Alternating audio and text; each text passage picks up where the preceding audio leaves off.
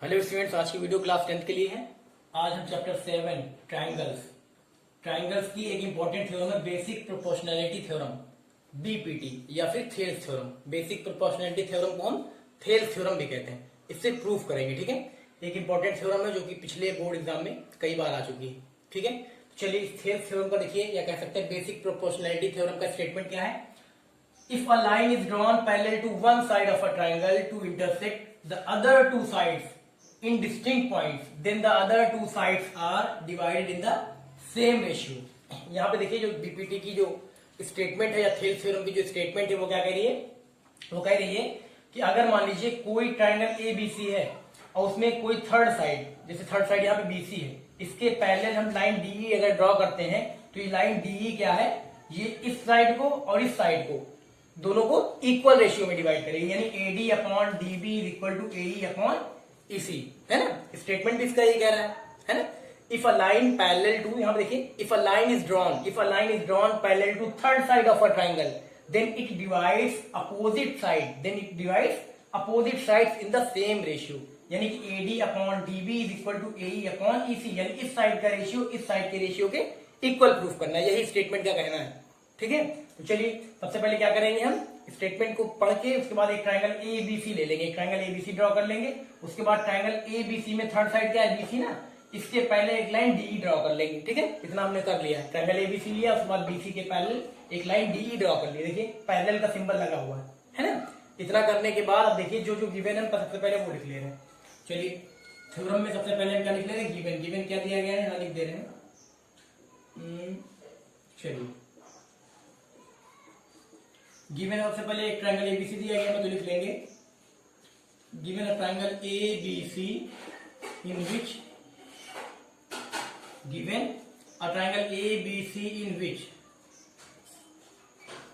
विच DE parallel BC, देखिए ये line DE और बीसी क्या है, पैरेलल लिया हमने, तो ये लिख देंगे in triangle ABC in which DE parallel BC and DE intersects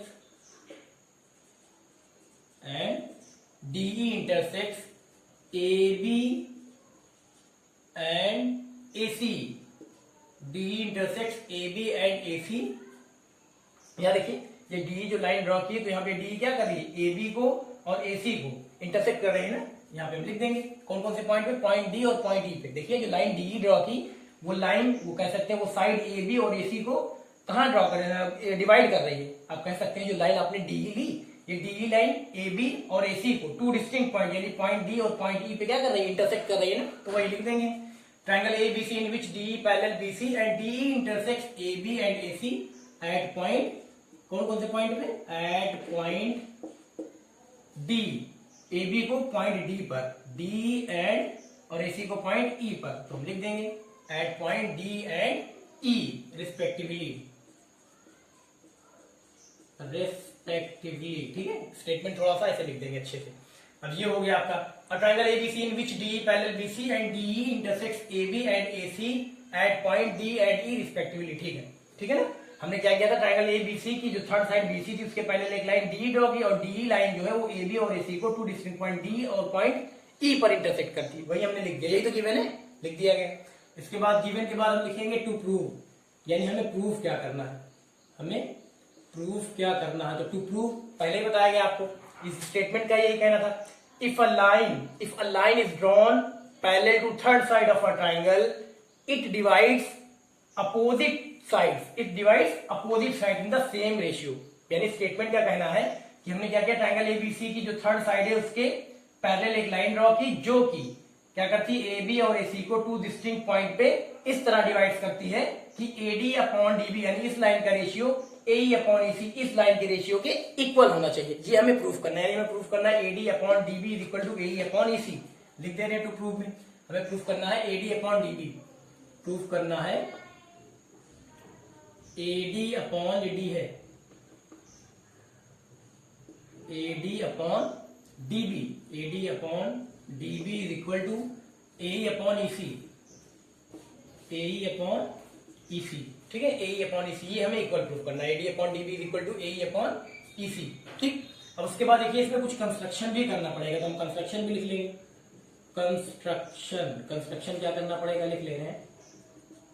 चलिए अब देखिए यहाँ कंस्ट्रक्शन हम लिख दे रहे हैं, कंस्ट्रक्शन हमें करना पड़ेगा। देखिए क्या कंस्ट्रक्शन करना पड़ेगा हम लिख दे रहे हैं। आप सबसे पहले तो यहाँ पे देखिए बीई और सीडी ये ज्वाइन करना पड़ेगा, बीई और सीडी। तो चलिए स्केल से इसको ज्वाइन कर दे रहे हैं। बीई और सीडी कंस्ट्रक्शन है, तो इसको हम क्या करेंगे डॉटेड लाइन से ज्वाइन कर दे रहे हैं, ठीक है।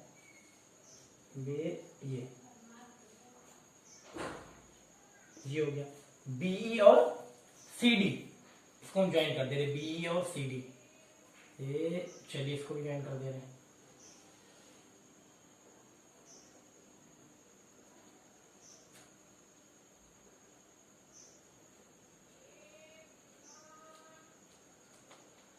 ठीक है, ये देखिए क्या ज्वाइन कर दिया हमने, बीई और सीडी ज्वाइन कर दिया। ये कंस्ट्रक्शन हो गया। और अभी आपको कंस्ट्रक्शन क्या करना है, अब आपको पॉइंट ई से ए बी पे परपेंडिकुलर ड्रॉ करना है और पॉइंट डी से ए सी पे परपेंडिकुलर ड्रॉ करना है। चलिए ड्रॉ कर दे रहे हैं।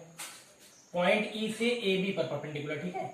पॉइंट ई से ए बी पर, ये देखिए पॉइंट ई से हम ए बी पे परपेंडिकुलर ले रहे हैं, ये ले लिया हमने, ठीक है। ये परपेंडिकुलर तो यहाँ क्या करेगा, इसके साथ यहाँ 90 का एंगल बनाएगा ना, तो इसको हम ले लेना एल, इसको ले लेना एल। परपेंडिकुलर हो गया क्या ईएल परपेंडिकुलर ए बी। उसके बाद पॉइंट डी से एसी पे परपेंडिकुलर ड्रॉ कर ले रहे हैं। देखिए पॉइंट डी से एसी पर, पॉइंट डी से एसी पर, चलिए ये ड्रॉ कर लिया, ठीक है, ये ड्रॉ कर लिया। अब ये भी क्या है परपेंडिकुलर, तो 90 का एंगल बनाएगा। इसको हम ले ले रहे हैं, इसको एल लिया, तो इसको ले ले रहे हैं एम, एल एम, ठीक है।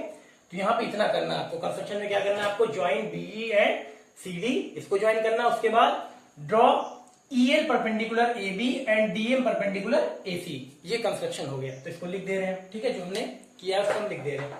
यहाँ हम लिख देंगे सबसे पहले क्या किया, join BE and CD. Construction में आपको लिखना पड़ेगा ज्वाइन बीई एंड सीडी। ये तो क्या है, ज्वाइन बीई एंड सीडी। हाँ ज्वाइन बीई एंड सीडी। और क्या किया है, और हमने क्या है परपेंडिकुलर, यानी कि draw EL perpendicular A B. और हमने क्या क्या लिख देंगे, draw EL perpendicular A B, EL perpendicular A B and देखिए ईएल परपेंडिकुलर ए बी ना, ईएल ए बी पे परपेंडिकुलर और डीएम एसी पे perpendicular and DM perpendicular AC and DM perpendicular AC, ठीक है। ये कंस्ट्रक्शन इतना किया है, वो हमने लिख दिया। जो यहाँ करते जाएंगे वो हम लिखते जाएंगे, ठीक है। चलिए ये कंस्ट्रक्शन हो गया। कंस्ट्रक्शन के बाद हम लिखेंगे प्रूफ, है ना, यानी सॉल्यूशन इसका। चलिए हम प्रूफ पे आते हैं। तो यहाँ प्रूफ में हम लिख देंगे सबसे पहले, देखिए अब प्रूफ हमारा कहाँ से स्टार्ट होगा, जो हमने टू प्रूफ लिखा है, जो हमें प्रूफ करना है उसी के अकॉर्डिंग हम प्रूफ करते जाएंगे। जैसे यहाँ पे देखिए आपको टू प्रूफ में क्या है, क्या प्रूफ करना था, AD upon DB equal to A upon EC. तो सबसे पहले यहाँ पे देखिए एडी, एलएचएस में देखिए एडी कहाँ है, एडी इसमें देखिए डायग्राम में एडी यहाँ है ना, यानी कि एडी लाना हमें। यहाँ देखिए एडी लाना है, तो हम क्या करेंगे, ट्राइंगल एडी दिख रहा है, ट्राइंगल एडी में हम बेस क्या कर लेंगे, एडी ले लेंगे। क्यों, क्योंकि देखिए हमें एडी लाना है, ठीक है। तो यही टारगेट सेट करके हम चलेंगे। यहाँ पे एडी लाना है, तो यहाँ पे देखिए एडी बेस लेंगे। तो हम निकालते हैं एरिया ऑफ ट्राइंगल एडी। क्या निकालते हैं, area of triangle AD proof में। चलिए सबसे पहले हम लिख ले रहे हैं, यहाँ पे हम निकालेंगे area of triangle ADE, area of triangle AD. तो आपको एरिया ऑफ ट्राइंगल पता ही होगा, जबकि आपको हाइट पता है और बेस पता है। तो एरिया ऑफ ट्राइंगल क्या होगा, एरिया ऑफ ट्राइंगल होगा 1/2 इंटू बेस इंटू हाइट। तो हम यहाँ लिख ले रहे हैं area of triangle AD is equal to 1/2 into base into height, ठीक है। तो यहाँ हम लिख देंगे 1/2 इंटू बेस। बेस कितना है, देखिए ट्राइंगल एडी में बेस कितना है, एडी में बेस है एडी, बेस कितना है एडी, है ना, क्योंकि एडी लाना था। यहाँ पे देखिए एडी लाना है, इसलिए हम बेस एडी ले रहे हैं। एडी में बेस एडी, और यहाँ पे एच यानी हाइट, हाइट क्या है, हाइट है ईएल, ईएल है ना, देखिए ईएल यानी एबी पे जो परपेंडिकुलर ईएल डाला गया था वो एडी। यहाँ पे देखिए ट्राइंगल एडीई, ट्राइंगल एडी में देखिए ईएल क्या है, ईएल जो है परपेंडिकुलर है एबी पे, यानी ट्राइंगल एडी की जो हाइट होगी वो क्या होगी, ईएल होगी। तो ईएल लिख देंगे, ये हो जाएगा ईएल, ठीक है, ये हो गया। अब उसके बाद देखिए एडी आ गया। उसके बाद यहाँ देखिए डिनोमिनेटर में देखिए आप क्या है, डीबी। अब हमें डीबी लाना है। जब डीबी लाना है, डीबी कैसे आएगा, डीबी यहाँ पे देखिए बेस हमें डीबी लेना पड़ेगा। डीबी देख रहे हैं, बेस डीबी। तो ट्राइंगल कौन सा होगा, ट्राइंगल होगा डीबीई। ये ट्राइंगल दिख रहा है, ट्राइंगल डीबीई, ट्राइंगल डीबी दिख रहा है ना, इसका एरिया निकाल लेते हैं। चलिए एरिया ऑफ ट्राइंगल डीबीई, यहाँ हम निकाल लेंगे एरिया ऑफ ट्राइंगल डीबीई। यही लिख दे रहे हैं area of triangle D B E, area of triangle D B formula फिर इसका भी लगेगा 1/2 इंटू बेस इंटू हाइट। तो ट्राइंगल डी बी में देखिए 1/2 इंटू बेस कितना है, बेस तो है डी बी, बेस कितना है डी बी, तो हाइट कितनी है आप देखेंगे अगर ट्राइंगल डी बी में, ट्राइंगल डी बी में तो हाइट है ही नहीं, ट्राइंगल डी बी की हाइट यही है ई एल। देखिए ये जैसे ऑब्ट्यूज एंगल ट्राइंगल कभी कभी होता है, मान लीजिए देखिए हम बना दे रहे हैं यहाँ पे, मान लीजिए हमने बना लिया ये ऐसे ऑब्ट्यूज एंगल ट्राइंगल, अब कह दिया ये ऑब्ट्यूज एंगल ट्राइंगल है, इसमें आप परपेंडिकुलर ड्रॉ करिए, इसकी हाइट ड्रॉ करिए, तो इसकी हाइट कहाँ आएगी, ट्राइंगल के अंदर नहीं इसके बाहर आएगी। तो देखिए हम क्या करेंगे, तो हम क्या करते हैं इसके बेस को बढ़ा लेते हैं, थोड़ा सा बेस को ऐसे ऐसे बढ़ा लेंगे, उसके बाद परपेंडिकुलर यहाँ एक स्ट्रेट लाइन खींच देंगे तो परपेंडिकुलर यहाँ बनेगा। यानी ऑब्ट्यूज एंगल जो ट्राइंगल होता है उसकी जो हाइट होती है यानी उसका जो परपेंडिकुलर होता है वो कहाँ होता है, ट्राइंगल के बाहर होता है। ऐसे ही ट्राइंगल डीबीई में जो इसकी हाइट होगी, जो इसका परपेंडिकुलर होगा वो कहाँ होगा, ईएल होगा, क्योंकि ये ऑब्ट्यूज एंगल ट्राइंगल है कि नहीं। तो हाइट इसकी डीबी की हाइट कौन सी होगी, ईएल होगी, यहाँ देख लीजिए आप, है ना। चलिए ये हो गया, तो यहाँ पे हम लिख दे रहे ईएल, इसकी हाइट भी कितनी होगी ईएल, है ना। चलिए अब इसके बाद देखिए इतना हो गया आपका। अब इसके बाद यहाँ पे आपने एडी निकाल लिया, देखिए एडी भी आ गया आपका और डीबी भी मिल गया आपको। अब यहाँ पे देखिए एलएचएस में एडी अपॉन डीबी चाहिए, यानी रेशियो चाहिए आपको, एडी अपॉन डीबी रेशियो चाहिए, तो दोनों का एरिया का हम रेशियो कर लेंगे, ठीक है। चलिए रेशियो कर लेते हैं, तो यहाँ पे हम लिख लेंगे एरिया ऑफ ट्राइंगल एडी, देखिए रेशियो कर ले रहे हैं, area of triangle ADE, area of triangle ADE upon यहाँ लिख लेंगे area of triangle dB, area of triangle DBE, है ना। देखिए हमें एडी अपॉन डीबी चाहिए तो रेशियो करना पड़ेगा अपॉन में, तो area of triangle AD upon area of triangle DB, ये लिख लिया गया।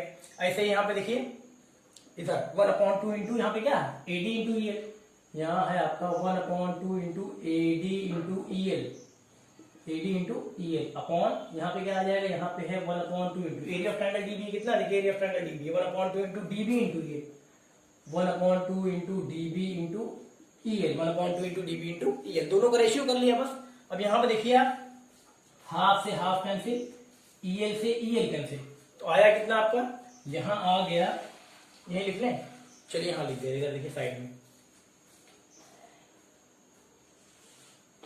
इधर साइड में लिख ले रहे हैं, हमारा आया है एरिया ऑफ ट्राइंगल एडी, देखिए area of triangle ADE upon area of triangle DBE, DBE इनका रेशियो कितना है, area of triangle AD upon area of triangle DB, half half cancel हो गया, ईएल कैंसिल हो गया, बचा कितना AD upon DB, AD upon DB, AD upon DB, इसको हम ले लेंगे इक्वेशन नंबर फर्स्ट, ये तो आएगा देखिए एरिया ऑफ ट्राइंगल एडी और एरिया ऑफ ट्राइंगल डीबी इनका रेशियो कितना आएगा, एडी अपॉन डीबी, इसको ले लिया इक्वेशन नंबर फर्स्ट ले लिया, तो ठीक है एडी अपॉन डीबी आपको मिल गया। अब ऐसे ही आपको चाहिए एई अपॉन ईसी, तो एई के लिए क्या करना पड़ेगा आपको, ट्राइंगल यहाँ पे जब एडी लेंगे आपको बेस क्या लेना पड़ेगा, एई, बेस क्या लेना पड़ेगा एई। इतना हो गया ना, ये आपको समझ में आ गया होगा। चलिए अब इसको मिटा दे रहे हैं, फिर आगे स्टार्ट करते हैं, ठीक है। इसको मिटाते हैं, देखिए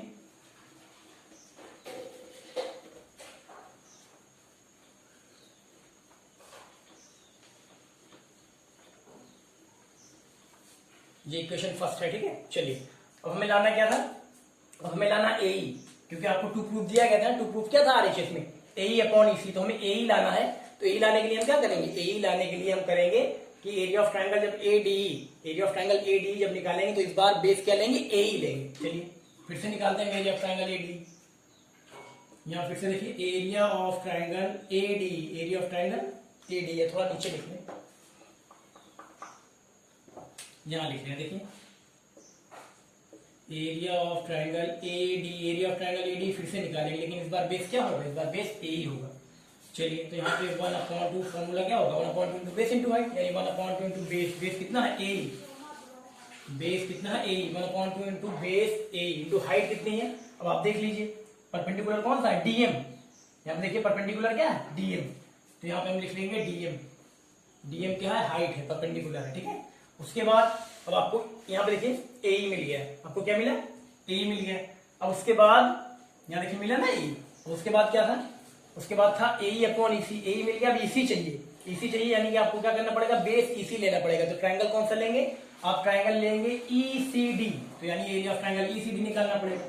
चलिए इसको निकाल दे रहे, area of triangle ECD, area of triangle ECD is equal to, formula क्या होता है 1/2 into base into height, 1/2 into base, base कितना है EC, ECD ट्रायंगल ECD का बेस कितना है EC, और इसकी हाइट कितनी है, हाइट यानी परपेंडिकुलर, जैसे भी बताया था आपको ऑब्ट्यूज एंगल ट्रायंगल जो होता है उसकी हाइट उसका परपेंडिकुलर कहाँ होता है, ट्रायंगल के बाहर। तो ट्रायंगल ECD में बेस तो मिल गया, अब इसकी हाइट कौन सी है, हाइट यानी परपेंडिकुलर, तो हाइट इसकी यही होगी DM, है ना, क्योंकि ऑब्ट्यूज एंगल ट्रायंगल की जो हाइट होती है जो परपेंडिकुलर होती है वो कहाँ होती है, ट्रायंगल के बाहर, तो यही होगा DM, हाइट क्या होगी इसकी DM, तो यहाँ पे लिख देंगे हम DM, ठीक है। अब आपको RHS में क्या चाहिए था, अभी देखिए AD/DB आपने निकाल लिया, अब आपने निकाला AE निकाल लिया, EC निकाल लिया, अब आपको चाहिए AE/EC, अभी टू प्रूफ में लिखा था AE/EC RHS में, तो AE/EC चाहिए तो क्या करना पड़ेगा, इनका रेशियो करना पड़ेगा, तभी तो AE/EC आएगा। तो चलिए फिर से इनका रेशियो निकाल लेते हैं, तो यहाँ पे हो जाएगा area of triangle ADE upon area of triangle ECD, area of triangle ADE upon area of triangle ECD। तो यहाँ पे भी रेशियो निकालना है, तो half into AE into DM upon यहाँ आ जाएगा आपका half into EC into DM। तो यहाँ पे देखिए हाफ से हाफ कैंसिल, DM से DM कैंसिल, यानी आपका आ गया कितना, area of triangle ADE upon area of triangle ECD, है ना। तो रेशियो इस बार कितना है, इस बार रेशियो आया है AE अपॉन EC, इसको ले लेंगे इक्वेशन नंबर 2, ठीक है। चलिए ये हो गया। अब यहाँ देखिए इक्वेशन फर्स्ट आपको पहले मिल गई थी, अब इक्वेशन सेकंड अभी मिली आपको। तो आपने देखा आपको टू प्रूफ में क्या चाहिए था, यहाँ पे मिटा दिया, एक बार हम लिख दे रहे हैं। टू प्रूफ में आपको चाहिए था, देखिए आपको चाहिए था क्या, AD/DB is equal to AE/EC, ये तो चाहिए ना, AE/EC है ना, DB है ये। चलिए ये चाहिए था आपको AD/DB is equal to AE/EC। तो यहाँ पे देखिए AD/DB AE/EC ये चाहिए था। तो यहाँ पे देखिए इक्वेशन फर्स्ट में AD/DB मिल गया, इक्वेशन सेकंड में देखिए AE/EC मिल गया, है ना। यानी कि देखिए आपका RHS जो है वो क्या है, RHS इक्वल आ रहा है। अगर AD/DB is equal to AE/EC कर दें तो आ गया, लेकिन RHS तभी इक्वल होगा जब LHS इक्वल होगा। तो LHS देखिए इक्वल है इक्वेशन फर्स्ट और सेकंड का, area of triangle ADE upon area of triangle DB है, और यहाँ area of triangle ADE upon area of triangle ECD है। ADE यहाँ भी है, ADE यहाँ भी है, लेकिन यहाँ पे एरिया ऑफ ट्रायंगल डिनोमिनेटर में एरिया ऑफ ट्रायंगल ECD है और एरिया ऑफ ट्रायंगल DB है, यानी आपका LHS इक्वल नहीं है। अगर आप LHS इक्वल कर देंगे तभी RHS इक्वल लिख सकते हैं, ठीक है। तो चलिए इसको इक्वल करने के लिए, यानी एरिया ऑफ ट्रायंगल ECD और एरिया ऑफ ट्रायंगल DB ये दोनों इक्वल करने के लिए हम क्या कर सकते हैं, देखिए आपको एक स्टेटमेंट पता होगी, हम लिख दे रहे हैं सिंस, इसके बाद आपको लिखना है क्वेश्चन सेकंड बनाने के बाद, यहां आप लिख देंगे सिंस, डायग्राम बना हुआ है, डायग्राम से देखिएगा, since triangle DBE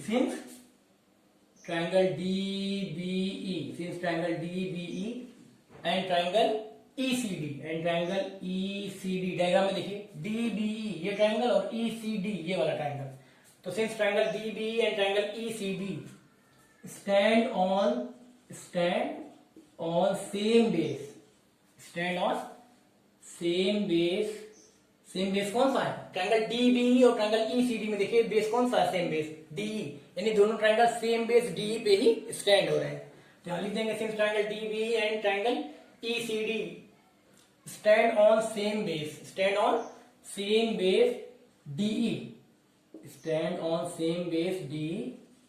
and between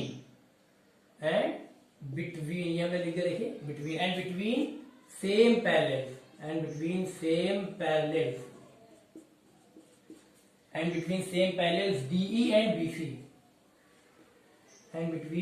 parallels DE and BC, तो देखिए यहाँ पे ये स्टेटमेंट क्या है, स्टेटमेंट कह रही है कि ट्रायंगल DBE और triangle ECD stand on same base, यानी दोनों ट्रायंगल एक सेम बेस पे ही स्टैंड है, एंड बिटवीन सेम पैरेलल, और दोनों सेम पैरेलल के बीच में है। तो आपने क्लास 9th में एक थ्योरम पढ़ी थी कि when two triangles have same base and between same parallels then area of both triangles are equal. आपने क्लास 9th में एक थ्योरम प्रूफ की थी कि अगर दो ट्रायंगल ऐसे हो जिनका बेस सेम हो और बिटवीन सेम पैरेलल्स यानी सेम पैरेलल्स के बीच में हो तो उन दोनों ट्रायंगल्स का एरिया इक्वल होता है। तो हम इस स्टेटमेंट से कह सकते हैं कि area of triangle DBE is equal to area of triangle ECD। क्यों?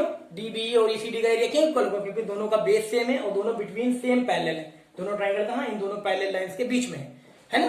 तो क्लास 9th वाली थ्योरम से हम कह सकते हैं कि area of triangle DBE is equal to area of triangle ECD। ये देखिए स्टेटमेंट भी लिख दी, तो हम लिख देंगे यहाँ पे this implies area of triangle DB, यहां लिख सकते हैं area of triangle DBE is equal to area of triangle ECD। इसको ले लेना इक्वेशन नंबर 3, इसको हमने ले लिया क्या? इक्वेशन नंबर 3, ठीक है। अब यहाँ देखिए एरिया ऑफ ट्रायंगल DBE और area of triangle ECD equal हो गया। तो हम करेंगे क्या? यहाँ पे देखिए अगर हम इक्वेशन सेकेंड और थर्ड को फ्रॉम इक्वेशन सेकेंड और थर्ड से देखिए, यहाँ पे देखिए एरिया ऑफ ट्रायंगल ECD है ना, यहाँ पे area of triangle AD upon area of triangle ECD। तो अगर हम सेकेंड और थर्ड लेते हैं तो यहाँ पे देखिए एरिया ऑफ ट्रायंगल DBE और एरिया ऑफ ट्रायंगल ECD ये दोनों इक्वल है। तो यहाँ पे हम एरिया ऑफ ट्रायंगल ECD की जगह हम लिख सकते हैं एरिया ऑफ ट्रायंगल DBE, लिख सकते हैं ना। चलिए यहाँ पे हम लिख दें, इसके बाद यहाँ लिख देंगे हम फ्रॉम, इसके बाद आपको लिखना है, इसके बाद लिख देंगे, यहाँ लिख दे रहे हैं, इसके बाद यही लिख दे रहे। चलिए यहाँ लिख दे रहे हैं line from second and third, from second and third, ठीक है। फ्रॉम सेकेंड एंड थर्ड, यहाँ सेकेंड और थर्ड से देखिए, क्योंकि आपने दिखा दिया कि एरिया ऑफ ट्रायंगल DBE और एरिया ऑफ ट्रायंगल ECD दोनों का एरिया क्या इक्वल है। तो हम ECD area of triangle ECD की जगह area of triangle DBE replace कर सकते हैं। चलिए सेकंड में यहाँ देखिए जैसे लिखा लिख दे रहे, इसके बाद हम यहाँ आ जा रहे हैं, ठीक है।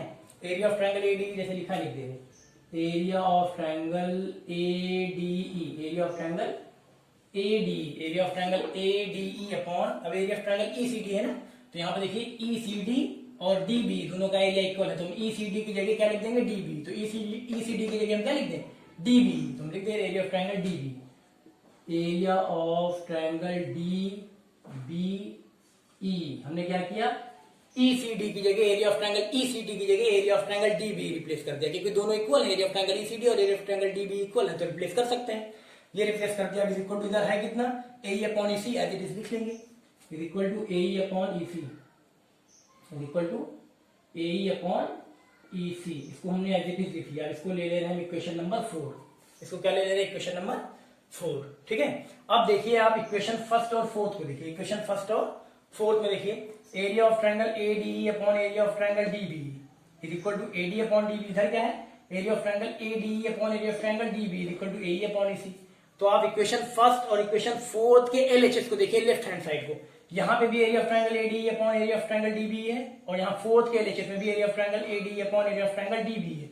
यानी इक्वेशन फर्स्ट और इक्वेशन फोर्थ का जो LHS है लेफ्ट हैंड साइड वो क्या है? इक्वल है। और जब LHS इक्वल है यानी लेफ्ट हैंड साइड इक्वल है तो RHS यानी right hand side automatic equal हो जाएगा। जब LHS इक्वल है तो RHS अपने आप इक्वल हो जाएगा, है ना।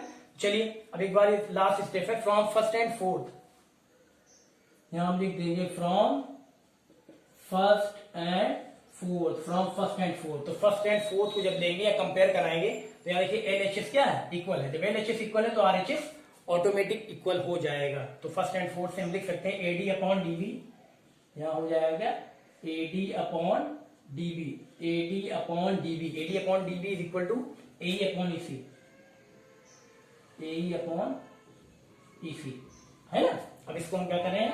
हाईलाइट कर देना थोड़ा सा, ऐसे हमने बॉक्स में लिख लिया। देखिए यही लाना था आपको, AD upon DB, AD upon DB is equal to AE upon EC is equal to AE upon EC, hence proved. ये हो गया आपका प्रूव्ड,